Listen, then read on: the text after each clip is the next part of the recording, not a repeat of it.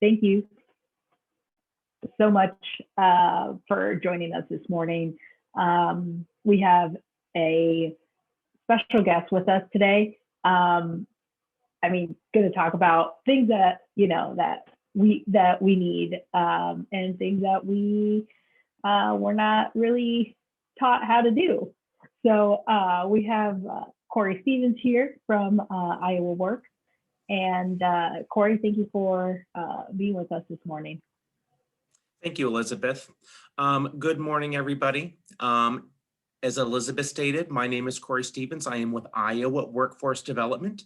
I have actually had this position. I'll be going on 16 years this August. It's been a very interesting ride with my agency. I've done a lot of different things with the agency. My most recent position is training and development to help people go out there and create resumes, good resumes, understand what kinds of fields they would like to get into, as well as cover letters, interviewing techniques, that follow-up stuff that you're going to see as people go out there and really struggle with trying to find that ideal career for themselves. So it's one of the most enjoyable things I think that I've probably done with the agency. We've kind of got caught up in the unemployment issue most recently here because of COVID and all that mess that we are hopefully moving our way out of. And that should be a really exciting time for everybody to really go out there and take advantage of some of the opportunities. You don't think that there are opportunities in a situation like that, but it certainly, if you take time to look around, it doesn't open up some doors that you probably didn't realize were there in the first place. Okay, so try to have that positive attitude. That's definitely going to be something that will help you when you go out there and network and explore your opportunities. Okay, so I do appreciate this opportunity today. I know that we have a very limited amount of time that we have for this presentation today, and I know that we have another one Friday of next week. So if you do have something to ask, I would ask that you please keep that in the chat panel. That way I can kind of move through this presentation a little bit quicker. The questions and things that you have, we are definitely going to get those addressed. I do love that kind of stuff because I am a problem solver by nature. And so I do enjoy when we get to the piece of where we may have to work through some of your own issues. Okay. Just a couple quick little rules that I have about presentations when I deliver them. One, this is a place where we should all feel safe and comfortable with asking questions and not worrying about someone else being rude, being disrespectful. If there's anything that someone should put in the chat or something that they would go ahead and speak out loud. If you think that that's a silly question, I would probably say take a step back and at least be thankful that you had an opportunity to learn something that someone else hasn't yet. Okay, so we're going to keep it very civil and we're going to keep it professional in here. That is the way that I deal with any presentation that I do. Okay, now another nice thing, and I'm going to say this makes it a little bit easier for me here working in an area or delivering this presentation to a group that has already sort of figured out where they want to go with things. Okay, so you're all in school. You should probably all be through this part of the process of establishing what kind of a career you would really like for yourself. So that little piece I don't have to spend so much time on today, which is a really nice and a bit easier thing for me. So with that in mind, we're going to focus just today on the cover letters and as well going in and doing your resumes. Okay. So one thing that I really like to present to people, because I don't think folks really understand on what a resume and a cover are really set out to do for you as a job seeker. Okay. So one thing that I really ask people to do is take a look at this little thing that you probably all have in front of you, a phone. Okay, we all have to choose a phone at some point in time or another. If it was the first one that you got, that was a very exciting time in your life, probably to get your first phone. For some of us that have had quite a few phones, there's maybe a little bit more of a thought process that goes into that. Okay, so for this phone that I have, for example, I chose this phone. Okay, and there were some reasons why I chose this phone. One is I wanted to make sure I went through a provider that was going to work well for me. Okay. Another thing was I want to make sure I had plenty of memory on here. I like to put lots of photos. I like to put lots of music. I will save videos and things like that on here. And I want to make sure that I have enough room for that. Another thing that people really take into consideration, or should at least for most of us, the cost that a phone is going to have for you. Okay, not only what it costs for you to buy this piece of equipment in the first place, but what is it going to cost for you to keep this piece of equipment going and in good operable condition. Okay, lots of things that we put into a thought process for that. Okay. Some of you may be so lucky as to say, I really didn't have to think about any of that stuff. Someone just gave me a phone. Okay. And if that's where you are, well, that's a great place to be for the most part. Most of us have to decide and use some sort of a criteria to make sure that we get the most out of what we're able to get in the first place. An employer is no different in this process. Your basic responsibility is to be that salesperson that's going to go out there, and just like that salesperson sold this phone to you and asked you what it was that you were looking for, an employer is doing the very same thing. They want to know that they're going to bring someone in that they are going to like. They want to make sure that they're bringing someone in that they can afford. They're making sure that they're bringing someone in that will have an output, give them something in return for what they put their money into that is going to mean something to them. And the output has to be more than what you paid for the phone in the first place, okay? Because let's just be honest. If you don't earn an employer what they're looking to earn, they're going to replace you. Let me put it this way. If you don't earn them more than what they put out for you in the first place, regarding pay, benefits, those types of things, you're costing them money. And an employer does not stick into a situation of where someone is costing them more money than what that person brings in the first place.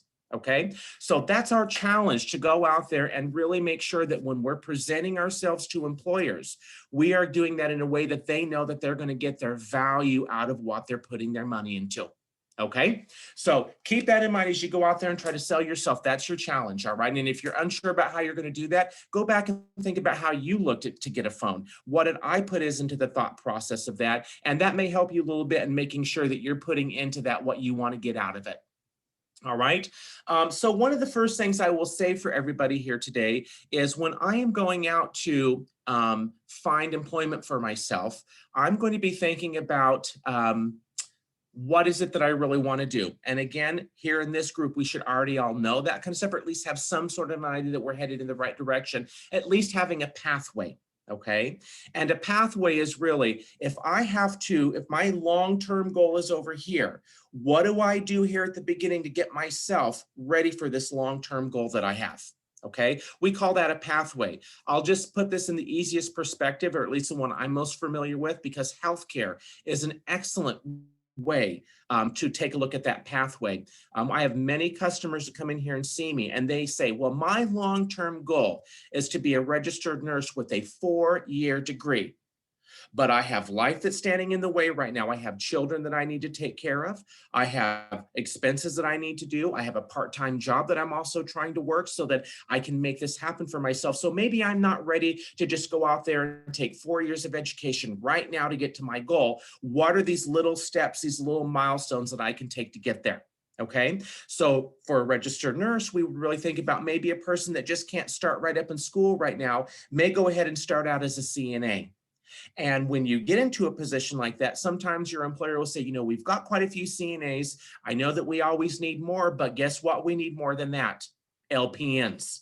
Okay, so an employer may say, you start out as a CNA with us, and if we take a little work, if you do a little bit of training, show and prove to us that you're going to be able to do what we need you to do, we may pay for your LPN training. Okay, once you get that LPN training, you're one little step closer to that long-term goal that you have for yourself. Now, once I'm in that LPN kind of a position, well, then I can take a look at something like, let me go and get that 2-year degree started for my registered nursing program. And while you're working for that employer, you can get extra education, extra training in there, and know by the time that 2 years is up, you've had a job that pays your bills. The employer gets to see what a good employee you are, and then you're another step closer to that long-term goal that you have for yourself. Most jobs that you see out there are going to have a nice little pathway for you to be able to step by step get yourself into that career that you're really looking for. So please don't feel like coming in entry level is something that's going to work against you. In all honesty, that is really something that quite often works really well for anyone that would be out there looking for that ideal career. Okay, so don't forget those pathways. All right. Now, once you've established what kind of a career you would like to do, and you understand and know what area you would like to go in and do that kind of work, at this point in time, we're going to be able to start looking at employers that would hire for those types of positions. Okay, so you'll go ahead and you'll find an employer that will be hiring for whether it be that entry level position or maybe some of those little steps that are a bit closer to the goal that you have for yourself, okay, you're going to find those jobs. And the first thing I would ever tell you to do is print off that job application, okay? The job application is quite honestly that employer's, how should I say this? The information that they're looking for. These are the requirements for the job. These are the prerequisites for the job. This is what we really would like you to do. And this is what we will settle for. Okay. And with the what we would like you to do and what we will settle for, you may look on some job descriptions and they will say, we really want a candidate with a 4-year degree. But guess what? We will still look at those that have a 2-year degree and we'll work and see what we can do to get you in the door of our business. Okay, so that job description is really the essential things that you are going to need to understand to be able to know that you are qualified, interested, and able to do what that employer would be looking for. Okay, so every time a customer comes into my business, the first thing I say is, have you printed that job description out for yourself? And if they haven't, I said, you're doing yourself a disservice. We need to get that printed out. Okay. So you're going to print that job order out, and then we're going to look and decide what format of a resume we are going to need to use, given what we're looking for and what we have in our past. Okay. So I'm going to talk about just the 2 top resume formats that we would see out there. The one that is probably most common that most people would think about is your chronological resume. Okay. This is really a time-based resume. All right. This is focusing on what you did, but more importantly, when did you do this? Okay, so that's what a chronological does. It's going to start with what our most recent experience is, and we work down backwards to what would be considered the oldest thing that we would be doing. Okay, now one of the things that we really look at here is how much time do we put onto a resume for this? We look at what is the last 10 years worth of your history, or the last 3 employers that you would have. It's really what we would say are the 2 benchmarks you're looking for that. Yes, you can go a little bit longer than 10 years if you need to. And as well, yes, you can go out there and add more than 3 employers. Okay, but that's just a benchmark that we like to try to set out there just for people to get an idea of where we're going to be starting with this. Okay, these are really great when you're applying for a job that is honestly quite similar to what you may have been doing in the past. And when I say past, I mean most recently. Okay, so I want to go and apply for a position as a CNA with a hospital. If that's what I most recently have been doing, I'm going to be using a chronological resume for that. Okay, again, we're going to start with the most recent experience that you have. Now, I understand that this is more of an educational based presentation I'm doing today. So probably school is going to be one of the more recent things that you're going to have on there because you are now currently taking that schooling. Okay, you may be working as well. So that's going to be a debate that you can kind of throw out there for yourself. Which would I start with then? Would I start with work or would I start with school? Well, what is going to sell you the most? Okay, so for example, I like to think about newspapers. I go back to my journalism classes that I had years ago.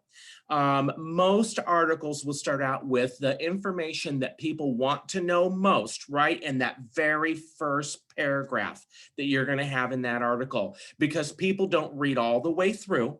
And so if you want them to get information, we make sure that that is in the top or the first part of that article, and our resume is going to be no different than that. The things that we consider most of a sales pitch for ourselves will be the things that we will want to have at the beginning of that. So if your education is what you feel will make you most qualified and capture that person's attention, we want your education to go in there first for a chronological.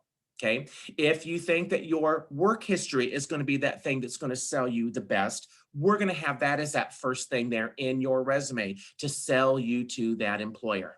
Okay, so that'll be a thing that you're going to think about. What will sell you the best? Okay, if you're currently working in the industry that you have as a career goal, well, quite honestly, this could show advancement. Okay, and that's a really good thing for most employers to see that you advance within a company.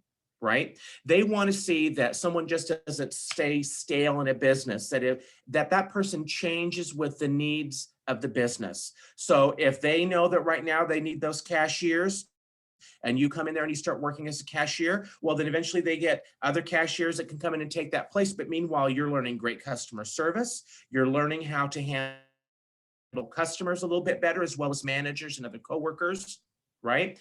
You also may not only learn that computer system for the cashier stuff, but maybe as well, you have taken some extra shifts to make sure that the lobby is clean, or to make sure that everything is stocked and prepped like it's supposed to be, right? And then occasionally they'll give you a little bit more leeway with that business, a little bit more responsibility. Why don't you take one shift? We'll have a manager here that will work with you, but go ahead and we're going to have you be that team lead today. Okay, we're going to try training you on that. So employers really like to let people move up and get more responsibilities. They prove themselves, and a future employer will really want to see that kind of stuff. So make sure that you get that there in your resume, because that advancement really says a lot about who you are as a worker. Okay. Now, the contrast to the chronological resume that we would see is a functional. Okay. Now, functional isn't necessarily dealing so much with when you did something, it's dealing more with what you know how to do. Okay. So maybe it's been 5 years, or maybe it's been 10 years since I worked in a hospital as a receptionist. Okay. I'm no longer really feeling the idea that I want to go out there and do that production work or that warehouse work like I used to. I want to get a little bit back into something that's going to be easier on my body if I'm at that point in my life. So I'd like to go back into, pushing some paper, organizing, setting up schedules, that sort of thing, doing billing, accounting and billing, that sort of stuff. So if it's been 5 or 10 years since I did that, that might not show up there on that chronological resume, because don't forget, I only really look at the last 3 employers or the last 10 years worth of your work history. So I want to be able to go back and focus on something that is prior to that time frame that we would generally see with a chronological resume. All right. So I get to go back in, and I don't really say how long it's been since I did that kind of work. I focus on what I really know how to do from doing that kind of work. Okay, so functional is really something that I'll be honest with you, for quite a while, employers would look at a functional resume and say, what's wrong with this candidate? Why are they not trying to show me what their work history looks like so much? And they're focusing a little bit more on what they know how to do. But things like what's happened here with COVID-19, when we have a recession and where people lose those jobs, or the jobs that they did really become not marketable anymore. They're not something that's going to sustain you as a human being. So we have to go out there and find something else to do for ourselves. And quite honestly, that functional would be able to provide that in a much better format for people. Okay, so you're definitely going to be looking into a functional, and that might be something that you guys think about here as well too. Maybe you're getting into a career here, looking forward for a career that you really haven't had much experience at yet. Right? So that function would allow you to be able to go out there and talk about other things that you have done that will lend in and get that employer's attention for you. Okay, so what I'm going to do is I'm going to share my screen real quick here, and I'm going to kind of show you a little bit of what I'm talking about here and what we're going to do for these resumes. So give me a second to get this prepped here.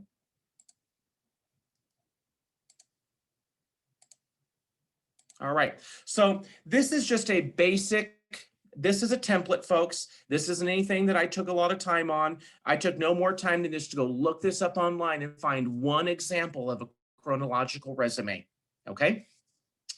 So you can see here, it's beginning here with this first name, last name, all right? It's got address, phone, email, LinkedIn profile, my Twitter, blog, portfolios, anything like that that I would be looking for. Now, one thing that I will address here is this little piece of address.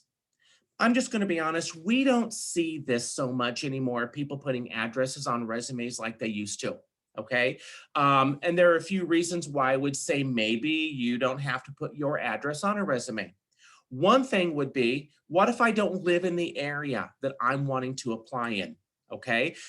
Sometimes an employer would look at where you are. Well, if this person doesn't live here, why would I be taking the time to do this? Okay. So if you really are looking into an area you don't necessarily live in, I had a really good friend of mine that took some training for laser programming and laser tech. and she knew that she wasn't going to be able to get any jobs. I shouldn't say that, not get any jobs in Iowa, but her options were limited in Iowa as compared to what we would see in another state like maybe California.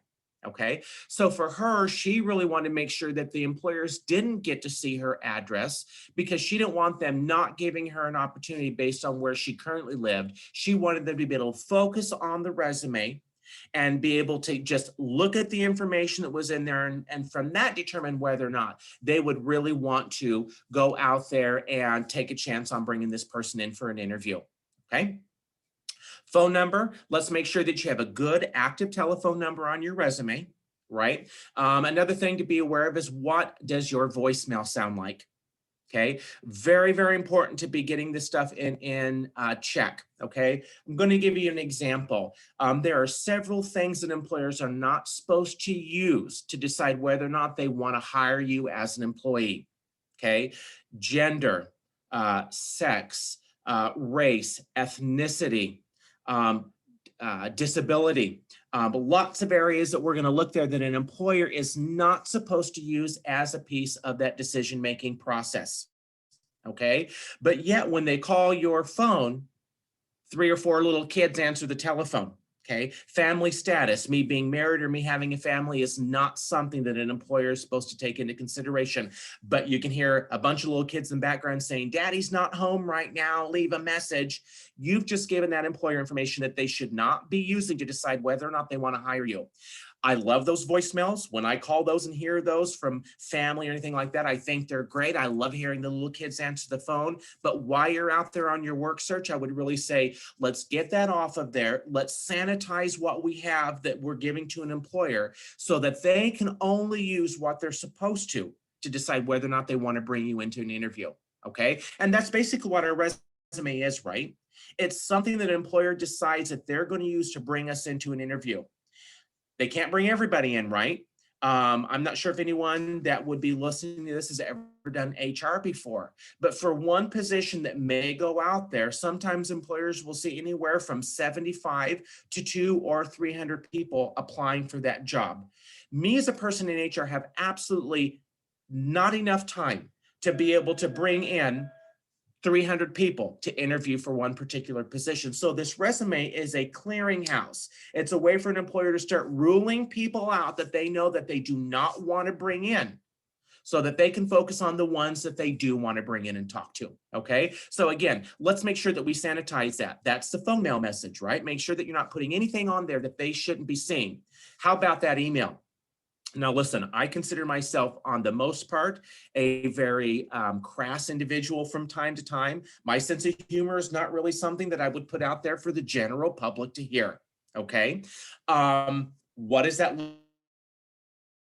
look like on my resume? If someone goes and looks at my email and it's derogatory, it has religious stuff in there, it has racial things in there, it talks about me being a grandpa or a grandma or any of those types of things, that is presenting, once again, information that the employer should not know about. Okay, so please be careful. And sometimes maybe it is stuff that they would like to know about, to know that they do not want to give you an opportunity to come in and interview or even be a part of their business. So I understand that we all have our own expression that we like to put out there for an email address. What I would say to you is the same thing about your voicemail. Clean it up, sanitize it, make it so that, I mean, you only have to use that particular email for your job search. Once you find that ideal career for yourself, you can send that one off and disregard it for the rest of your life and bring that one that you really want back in there. But for the purpose of what we're talking about, let's make sure that that is appropriate, it's professional, and it's something that is not going to drive an employer away. Okay. So we kind of see that piece there. LinkedIn profiles, definitely would recommend that anyone that would be out there doing a work search should get their LinkedIn profile complete and up to date. Okay, employers are really, now there are a lot of folks that apply for one particular position, and many people that will apply for the position will have the same style of experience, same style of education, doing the same kind of duties out there with an employer. How do we really separate the two people that we would maybe be deciding on for a particular position? Sometimes it comes out to looking at what presence you may have out there in the public. What does your LinkedIn look like? Okay, LinkedIn has really nice stuff on there like recommendations. Okay, I love the recommendations as long as they're used for what they're supposed to, right? I can say whatever I want on a resume, but to be honest with you, sometimes there's a little fluff involved with that from people. So I could probably say, listen, I have some experience with public speaking, presentations, that sort of a thing. An employer can then go take a look at my LinkedIn and then see where people who have heard what I have to offer, heard me go out there and present a particular topic, can go on and recommend me for that particular skill that I would be trying to endorse in my resume. So LinkedIn is amazing. I think that if you're really out there looking for work, you need to make sure that you get that up where it needs to be as well. Now let's go to the dark side of things about that. Okay, Facebook, right? Any of those other social media that we're going to see out there. I know Snapchat's not necessarily so social. However, even Snapchat is opening itself up a little bit more to the public view with people being able to put videos and things out there, and that just show up on other people's Snapchat, your Instagram, all those types of things. I'll just tell you, I'd like to say the word is amazed. I think I'll move over to the area of horrified at what people will put out there for the public to see on those social platforms, okay? Employers look at what presence you have out there. If you don't think they do, you are confusing things, okay? You are not being in a reality. All right. Employers, almost all employers will go out there and quickly do a Facebook search on somebody to kind of see what they put out there. Does that fall in line with what their mission statements are? Does that fall in line with what their branding is for that particular employer? Okay. If it doesn't coincide or at least blend with what they see in their own business, you've wasted your time. Okay. Making a resume and making a cover letter and getting all ready for an interview, to have someone go out there and see that your social media has very unsavory things in there. So make sure you get that stuff cleaned up as well. You can put those things on there if you would like. Just please make sure that they are moving in line with what you want to present to an employer. Okay. All right. So once we see this here, here's the resume. This is, again, the chronological resume. You can see that it's starting out here with a nice little statement about really, why would you want to look further into my resume, is this very first section that we see right here. This is going to be, they used to call it an objective, profile, summary. There's a lot of different things that we would see for this as a name for this very first part of a resume. Okay, so with this, remember how I said that there's that news article that they put everything that they really want you to know in that first section, and that will then get you interested enough to read down through the rest of it. That's exactly this very first section right here. So what are the prerequisites for the job? What does the employer really want out of somebody, and what do they, what will they settle for? That kind of stuff. These are all areas of where we can add that stuff in here just to get them to say, oh, I really like that this person have 5 years of experience. I really like to see that, well, they don't have the bachelor's degree, but they do have the associate's degree. Oh, I can see that they really like to create a good, long-standing relationship with their customers. Okay, again, 3 to 5 sentences here are generally what we would see as that introduction on your resume.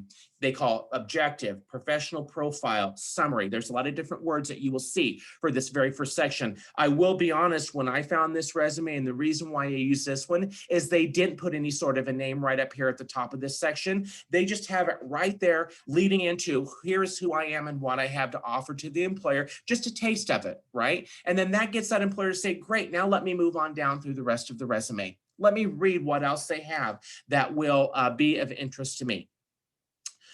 So we can see this one, this person here, since it's a chronological resume, we're starting out with our work experience. Okay, who did I work for, from when to when, describing some of the responsibilities, the achievements, job duties that you would see there. And here's another entry. This person here, they only put 2 of them on this. Maybe that covered the 10 years that they would be looking at. Then we move into education. Now, I will tell you that we see here, education is a double-edged sword. Okay, it's great to have on there, but sometimes people put too much information in their education. For example, high school diploma.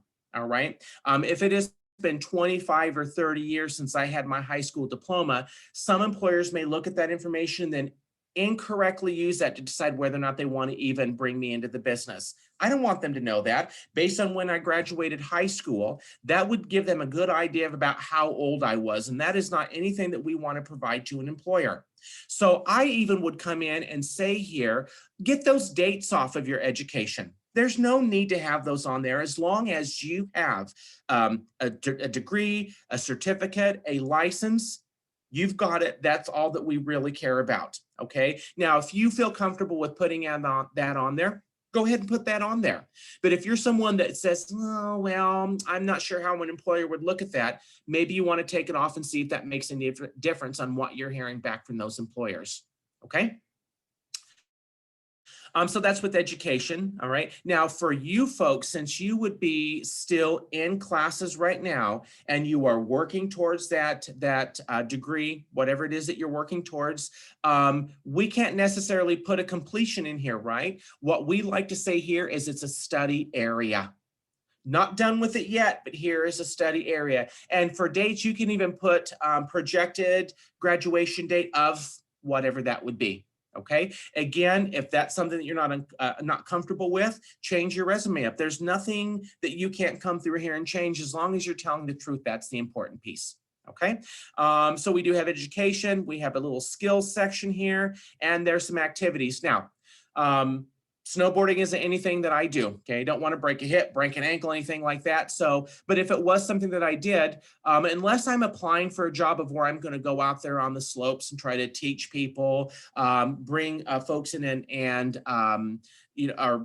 one area that I did was we went on a nice little kayak one time and they took us down the Colorado River. It was beautiful. And I mean, I love to do that kind of stuff, but unless it lends into the job that I'm applying for, it has no business being on our resume. Okay. So a lot of times in areas where it says, what about you? Or tell me about yourself or activities, people sometimes go in there and they talk about things that, well, I love puppies and cats and animals. It's just something that makes me happy. Well, unless I'm going to be working at a vet clinic, an animal shelter, or someplace where I'm actually working with those animals, it has no business being on our resume. So make sure that you just keep everything focused on what that goal is for yourself. Okay, so this is just a quick little overview on what we would see for that chronological resume. Now I would like to show you the difference between a functional. Quick little pass over. We have the section here with our introduction, our experience, our education, and this is all time-based. We're starting with the most recent thing and working our way down to what would be the oldest for us. Okay, now let's move into that functional. Here we go. All right. Now, of course, we still see the same kind of stuff, your address, your contact information, your email, any websites, LinkedIn, anything like that that you can throw in there. This here does say objective, but we can make a change on this if we want to. This is just a template. Okay. And here they've kind of had this separate a little bit differently to where they're still explaining what is it that my objective is. Looking to get a long-term position with your company where I can utilize these types of skills to perform these types of functions to achieve this kind of thing for your business. Okay, that's what that should look like there with your objective. Now, you notice that we don't start out here with my work history or my education. We're starting out with what I know how to do. Okay, they have this listed as professional achievements. We can get this in a field or area of accomplishment. Then we get down to what skills we know how to do.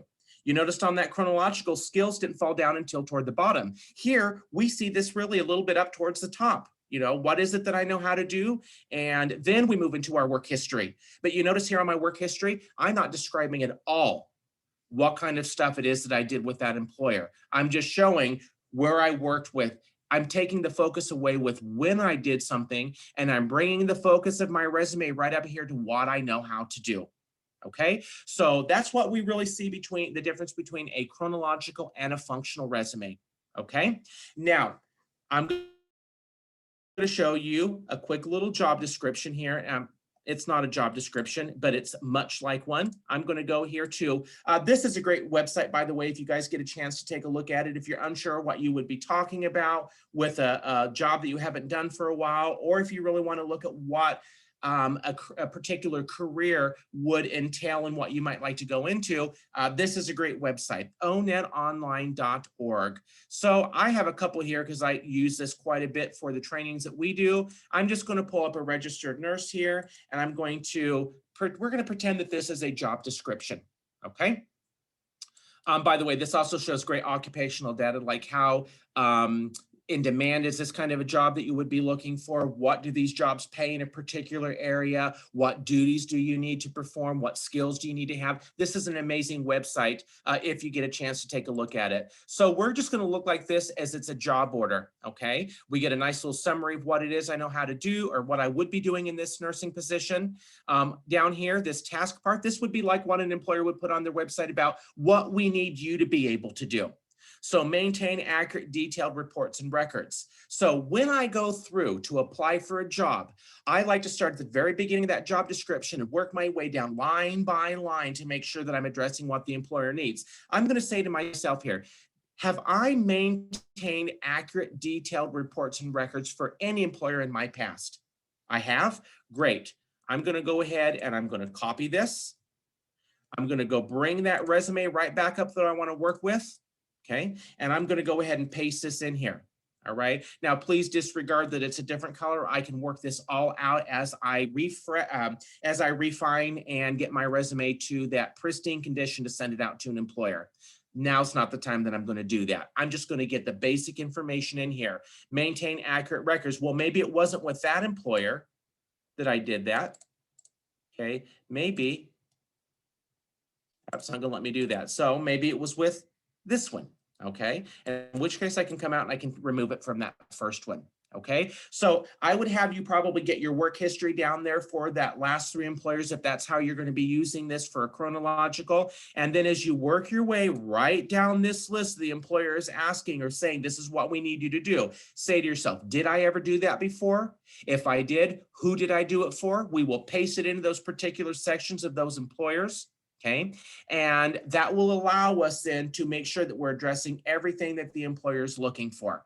Okay, I'm not going to miss anything. Now, if I did not do this kind of stuff, I can't put it onto my resume, right? If I did, that would be lying. And every application that I've ever seen for an employer will have a nice little statement at the very end. It says, I certify and attest I'm putting information in this that is true, accurate to the best of my knowledge. Any omission or falsification of that information is immediate grounds for dismissal. Iowa, as an at-will state, and an employer does not have to have a reason to let you go. We don't want to give them a reason to let us go. Okay, by lying, that's exactly what we're doing.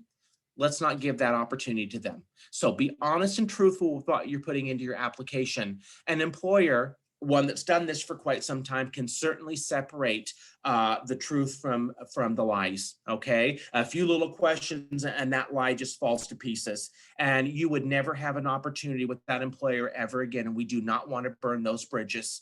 Maybe I'm not ready right now, but I could be ready for in the future. And we don't want there to be that distaste that an employer would have for us knowing that we willingly lied about something, okay? So be truthful. Maybe my time isn't right now, but my time is coming. Okay, so again, we're going to go through here and we're really going to just make sure that we are adding each of these lines into our resume as we work through it. Okay, now just to show you, it's the same kind of a concept here with the functional, right? Well, let me see. This could be management. Okay, could be management experience that I've had. Okay, management and leadership. Let's put it like that. I know that there's a little bit difference between those two things. You know, a manager is someone who manages and a leader is someone who inspires. Okay, so we're just going to throw those together though, but I get this ability to come down through here and just paste these things into whatever field they would need to go into. Okay, now I'm not done with this piece yet. Okay, I do not want to just copy and paste things in here because an employer could go look up that job description and see out there that I have used just basically what they have on that job description. And that does, they're going to say, well, do you really have this experience if all you really did is it looks like you copied what we put down? So we're going to put some truth behind what we're talking about here. We're going to talk about what it is that I did, why was it that I did that, and what was the result of me doing that. Okay, so once again, what did I do? Why did I do it? And what was the result of my efforts? Okay, so I maintain accurate, detailed reports and records. Why did I do that? Okay, to protect customer information and ensure all customers were treated. Let me do that one a little bit different. To ensure that all customer received timely reports, okay, or records. Okay, doesn't necessarily have to be, it could be an internal customer, right? So now this talks about what I did, why I did it, and what was the result. Maybe if it's a situation where I was on the sales floor, I greeted all customers appropriately to create a good relationship between customer and employee, and was able to increase my sales by 20% or $15,000 per quarter. Okay, I've talked about what I know how to do, why I did it, and what was the result of my efforts. Okay, so we're going to make sure that we go through it and we do that with all of the information that we would find on that job description. So again, print your job description out, figure out which resume it is that you're going to be using that would work best for you. Then line by line, go through this resume, make sure you get everything in there so that you get credit for everything that you know how to do. I'm going to show you another reason why we do it like that. Okay, you guys may be surprised or maybe not so surprised if you've ever worked in an area where you do HR, but again, human resources does not have the time to bring all these people in for interviews, like 300 people. So what they use is scanning software that will go through and compare what that job description looks like to what you have there on your resume. If you do not hit a certain percentage of matches to those keywords that an employer is looking for, right, then they don't even know often that you put an application in. You get shoved off into another folder that doesn't see the light of day. So that's why we always go through and use our job description as a guide or a base for ourselves to create our resume so that we know we're going to be able to do better with that, that scanning software that's going to go through and make sure. Now, I've heard some employers will say, in fact, one that I worked with one time, I called regarding a customer and I said, listen, this gentleman here didn't get an interview with your company and we're really unsure why. He's got 10 years experience doing this jewelry sales. He has received all kinds of recognitions from his employer, and you aren't calling him in for an interview. What can you provide us with some information as to why? And that employer said, well, here's the reason why. He's not making it through that scanning software.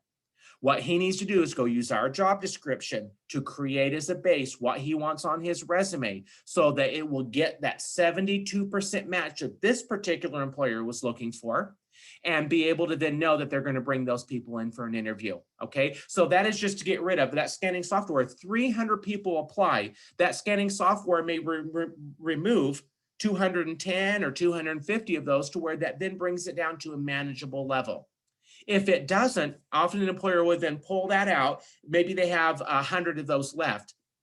They may pull your resume out and then have a checklist. Did they meet this? Did they meet this? Did they meet this? And they will take the top scores that they have from that piece of it. So it can get into a human's hands, but then they might just be going through and scoring and then only bringing in the top 10, top 15, or top 20 people for an interview. Okay, so it's very important you take the time here where you need to. Okay, all right. So one other thing I wanted to show you here is something for the scanning software. Let me get it here. I think it's behind. There it is. JobScan. I don't know if anyone here has ever had a chance to take a look at JobScan, but this is a great little website that, let me see if it allows me to do this. Okay, it's going to have you paste in your resume, right? And then it's going to go ahead and have you add what job it is that you would be wanting to put in there. And then it's going to go ahead and give you a really nice idea of how close of a match does your resume have to that job description. Okay, it's nice, has some findings here, recruiter findings. Here's a skill match, and it'll show what is that match rate. Now, an employer generally have a nice little sweet spot in there that they're trying to address. Okay, So that sweet spot is going to be, you know, anywhere from maybe 68 to 75% of a match. I would probably say that there is an area that the two areas they would be concerned about: those that don't score enough, and maybe those that score really, really high on there. If you have a 100% match, I would say you probably just took that job description and pasted that into your resume. And an employer isn't looking for that kind of laziness. Okay, so great little website to go to. If you get a chance, you just want to make sure that what you're sending out to that employer is at least going to meet your markers to get you into the door, perhaps for that employer, or maybe you can go out and check those employers and see what they might think about that. Glassdoor is a place that you could check if you've never seen that website. It's a great one to look at as well. Glassdoor, you can kind of get some insights about what that employer may be looking for, talk to people who've done that kind of a position, and then maybe even know how you're going to tweak your resume just a little bit. Okay. Now let's talk about cover letter, because once we get our resume all done, now we've got a cover letter that we've got to throw in there, right? Now I'm going to tell you, as a rule of thumb, I always tell people, put a cover letter in with your packet, with your resume or whatever else you're submitting to an employer. Okay. I'm going to just go ahead and finish that statement off with, there is nowhere in that statement that I promised you that an employer was going to read that. Okay. There are some employers that we never read, you know, some say, well, don't send them, we don't read them. That's fine. If you don't want to read it, don't read it. Okay. But if it comes down to there being two candidates that might be equally matched for this job, where can I go to get some additional information that would help me decide which candidate would be better? Who has one iota more of faith or confidence that they're giving me to know that you would be a bit better of a candidate? And that cover letter could contain that information. So I'm going to show you one that I just pulled up for this. Okay, again, this is just a template, but you can see it's got your name and stuff like that on there. It's set up like a letter down here for you to be able to put the recipient's name, the job title, the company that you're applying for, their address, city, state, and zip. Okay, and then down here, here's our area to write our letter. Paragraph 1 should contain information: what job you are applying for, where you found this or who referred you for this position, and it needs to show your enthusiasm about your desire to work in this job. I was so excited to see that this position was available with your company, because I've always admired and respected your company. This is a position that I would really like to do, and so I was super excited to see that this opportunity was out there. Okay, now paragraph 2 is going to allow us to have some examples about why we would feel qualified in this job. And when I say examples, I mean examples. Okay, so maybe one of the things that they want us to be able to do in this position is to be able to handle computer programs. Okay, so you might be able to say one of the core responsibilities of this position was being able to learn new and difficult and complex computer programs. When I worked with ABC Company, one of my core duties was analyzing new and potential software that our company could be using, establishing and implementing a plan for this software, and training staff to be able to use it. Okay, so I've talked about a core responsibility for that job, and I've given you an exact example, very detailed, about what I was able to do, why I did it, and what that was able to provide. Now, I know that they're little one-line statements, or just a little bit more than maybe one-line statements there for your resume. We can go into just a little bit more description. So while this says paragraph 2 for those qualifications, we might see that there could be, you know, maybe 2 paragraphs for this middle section, depending on what you need to talk about. And paragraph 3 is our closing. We're going to show our appreciation for the time that they took to look at my information.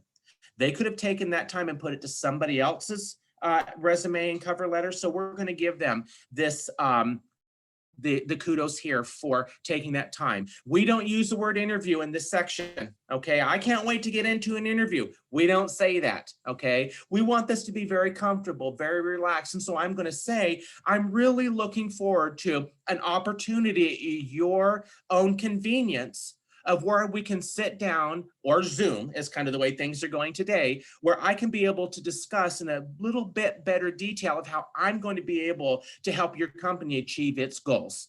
Okay, and so, and if you need to, or you feel like you want to reach out to me, I really look forward to that phone call. Here's my email address, and here's my phone number. I know that they were at the top of the page, but I'm going to put them right down here so an employer doesn't have to look all around and find that stuff.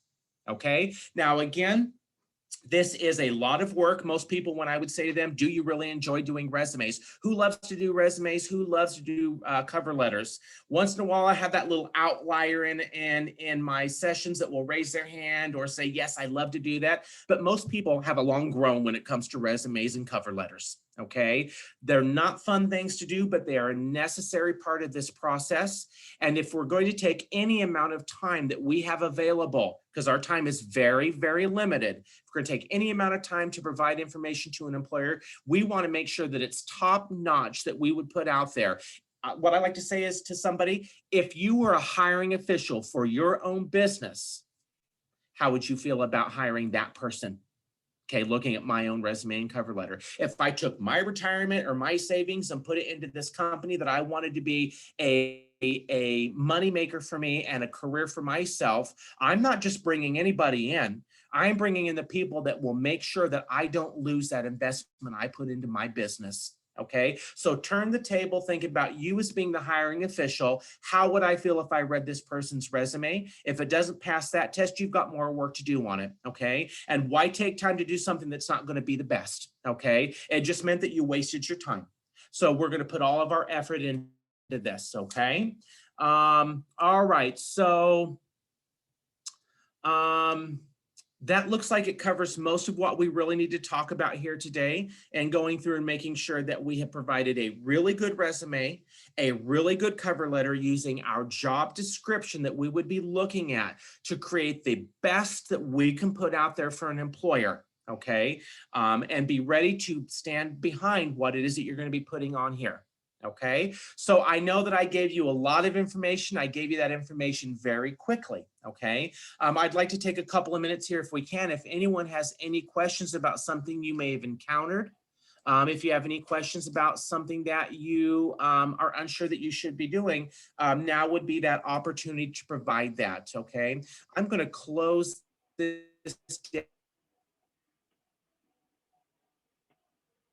down here though, because there we go. All right, so was there anything? Oh gosh, I'm sorry, you guys. When I share, it was shared my screen and I couldn't see the chat panel. Oh my gosh, my apologies. Someone should have jumped in and said something. No, you're good, Corey. So we have a couple of questions, and they're really good ones. Okay. So the first one is, should we have both resumes or only have one, between the chronological or the functional? So you could have both. Okay, if you're applying for a variety of different positions, maybe one thing is something that I most recently have been doing, but I want to make sure I've got to find work right now. I need to find something that's going to pay my bills. I maybe also be looking at a few ideas that I could tap into experience that I haven't had for 5 or 10 years. So you could be using both depending on what it is that you would be applying for. Does that make sense? Okay. Yep, you could be using both of those. So the next question is, how do you combine high school experience and college experience in LinkedIn? Are high school things valid? Can you say that last sentence? I didn't hear that last piece. Yeah, are high school things valid? So maybe my guess would be like silver cord hours, doing community service and stuff like that. Is that? Oh, yeah. Now we're talking LinkedIn right now, right? Okay, so yeah, LinkedIn has a lot of different areas. I didn't pull LinkedIn because I'll tell you, we could do a whole 3-hour session on LinkedIn. There's just so much stuff on there to offer. We do have a few different workshops here with Workforce that does go over LinkedIn, how you operate it, how you can get your information out there in a more professional way. But yeah, you really just, you could go in and add that under a skills section. You can add another section on there for volunteer work, just like you could with your resume. And in fact, what I often tell people is you should really set your LinkedIn profile so that it looks much like what your resume would look like. Okay, we want that to be something because a lot of employers use LinkedIn.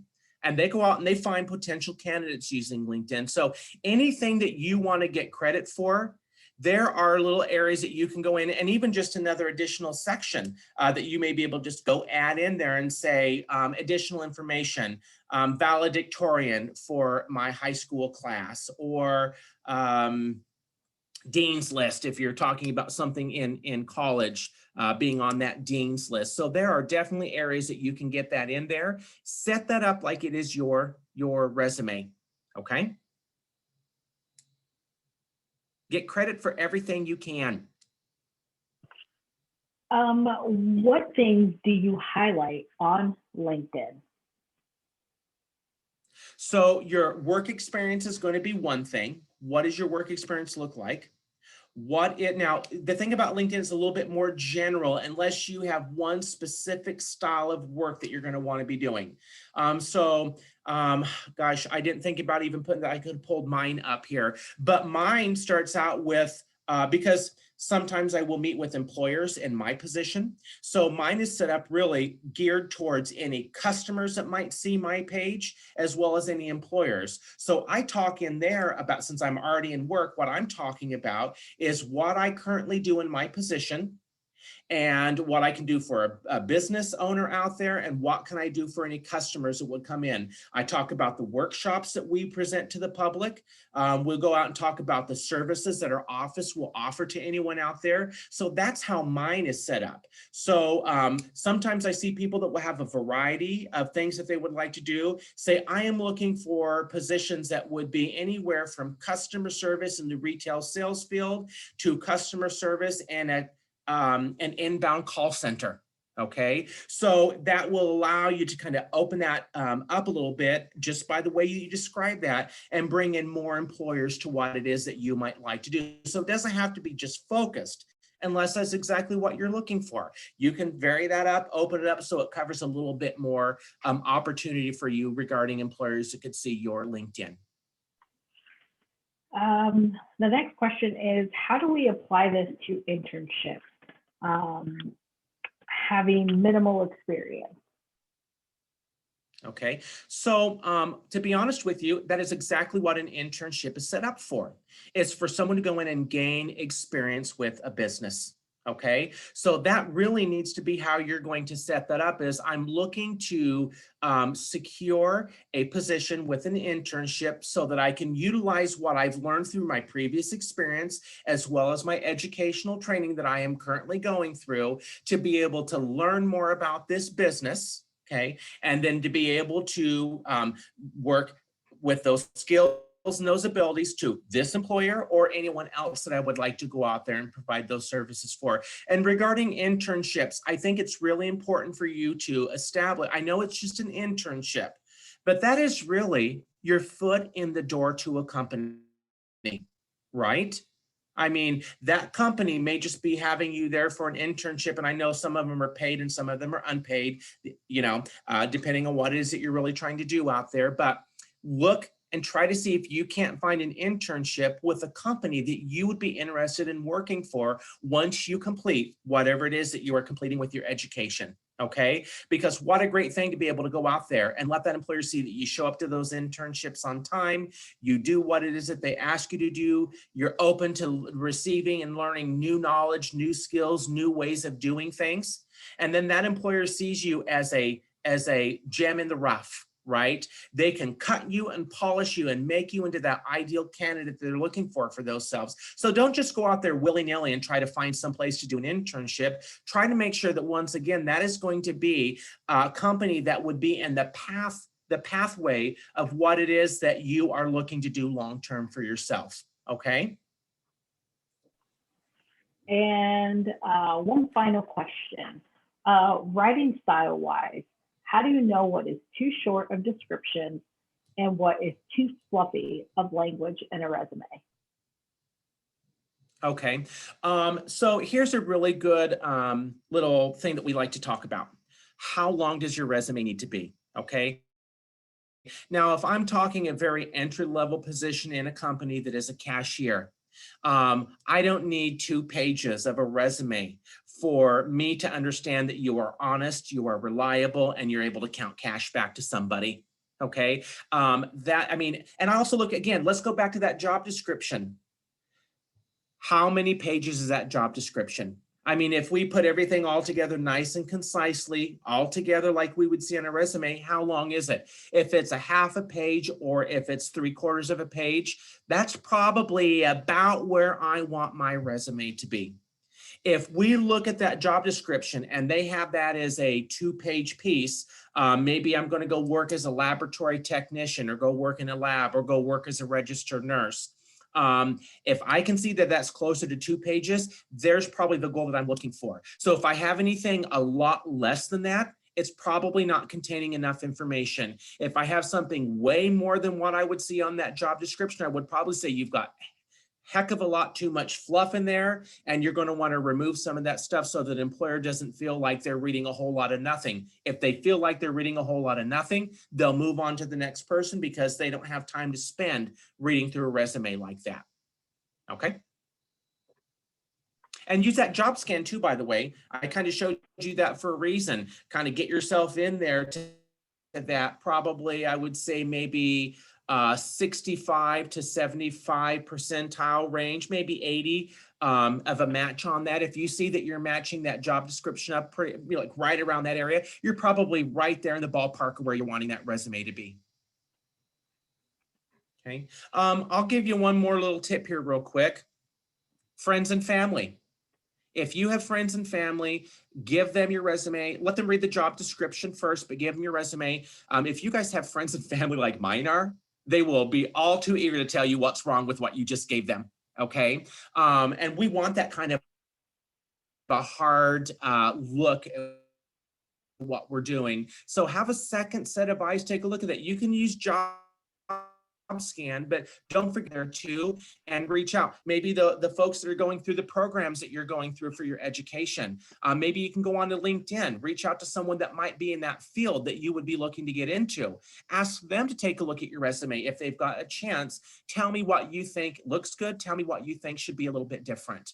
If you could make any changes, what would those changes be? Okay, so reach out to your network, get a good, strong network going for yourself, and don't be afraid to tap into that. All right, it looks like we have another question.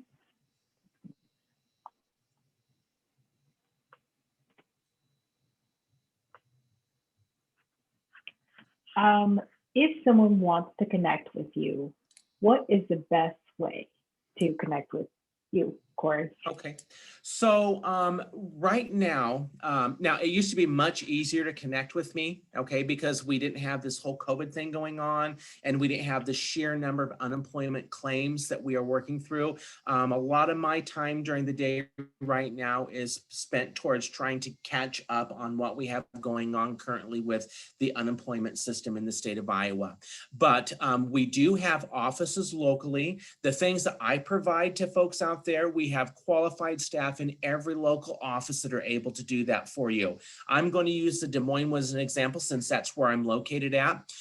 We are open from 8:30 in the morning to 4:30 in the afternoon, except for Wednesdays. We are open from 9 to 4:30. We are located on Army Post Road.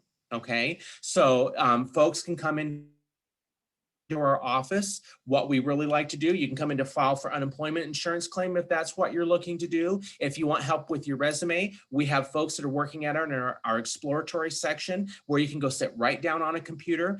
You can pull that information up and we can take a look at your resume and we can critique it. We can give you some examples of what you should be doing. What we can't do right now is I can't say, can I grab your mouse and do this for you? Why don't you just scoot over and let me sit down and type with you? With COVID, we have to keep that distance right now, which I'm telling you is very difficult for us to do.